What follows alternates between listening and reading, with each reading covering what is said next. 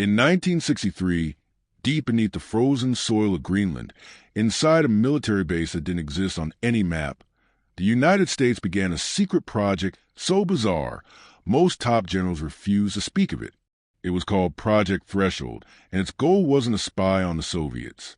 It wasn't even to build weapons. It was to listen to messages from other versions of Earth, timelines where history turned out differently. It started with an accident. A nuclear physicist named Dr. Leon Hartmann was running low-frequency experiments for communication in deep space. During one test, a strange signal bounced back, not from satellite, but from somewhere unknown. It wasn't random noise. It sounded like a human voice.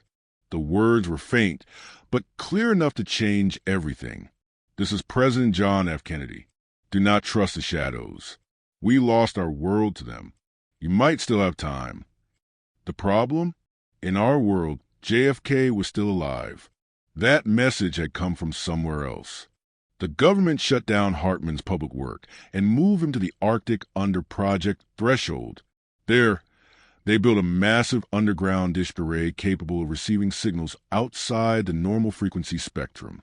They called it the echo chamber. The chamber wasn't aimed at space. It was aimed at reality itself. Over the next 5 years, they received over 2,000 transmissions. Some were nonsense. Others were terrifying. Messages from people who no longer existed.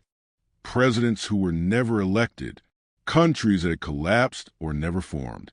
One broadcast, dated 1972, warned that aliens had disguised themselves as humans and taken over the highest levels of government. It listed real names, people who, in our world, held important positions in Washington. One message chilled everyone to the bone. It simply said, "If you're hearing this, shut it down. Every time you listen, they hear you too." The scientists assumed they referred to Soviets in another timeline, or perhaps alien forces trying to break through. But the signals kept coming. Some had coordinates. Others had blueprints.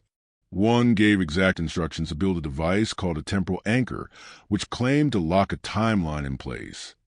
No one understood what that meant. Some believed it was a weapon. Others thought it was a warning. Then came the first real incident.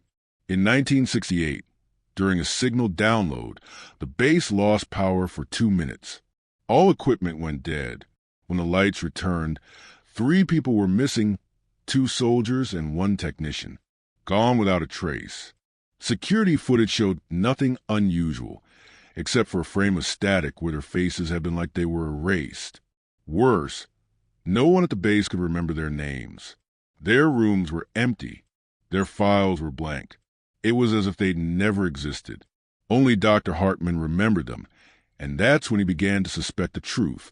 These messages weren't just harmless broadcasts.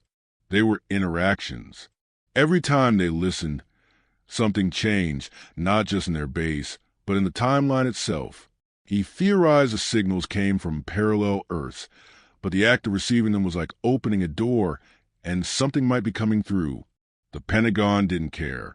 They believed the transmissions could give them information from futures where the Cold War had already ended. They hoped to learn how to win without firing a single shot, so they pushed the project further. In 1970, they built the temporal anchor from the blueprints in one of the messages. It looked like a simple metal pillar with coils and crystal rings, powered by a nuclear battery. When they turned it on, the temperature dropped by 20 degrees across the base. Every clock in the facility stopped for 7 seconds. And then the voices started coming through again, only this time they weren't recorded. They were alive. The voices begged, screamed, warned. One of them even claimed to be Dr. Hartmann, but older.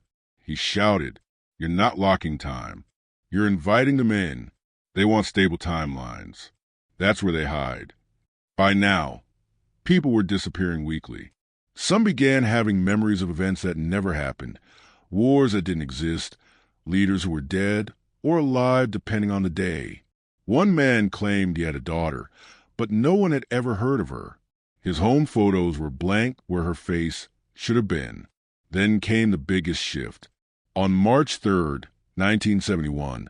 The base received a final transmission, except it came not through speakers, but across the sky. A glowing rift opened above the Arctic. Satellites caught a tear in the atmosphere that shimmered like glass. From it, a city could be seen, floating towers, black ships in a red sky, and in that sky giant symbols. Not human, not alien, something ancient. Before the rift closed, one final message echoed. This is Earth Delta 5. Your timeline is now marked. Prepare for convergence. And then silence. Forever. The U.S. shut down Project Threshold the next day. Or so they claimed. Dr. Hartman vanished 2 weeks later. No one knows where he went. All files were classified and buried. People assigned to the project were either reassigned or erased from records. But some believe it never really stopped. In 1996, a satellite over Greenland caught a strange energy pulse identical to the one recorded in 1971. And in 2019, a leaked NSA document mentioned a term not seen in public before, temporal containment protocols. Some insiders say the government is still listening, still receiving messages from other Earths. But now, they don't try to understand them. They only catalog and prepare.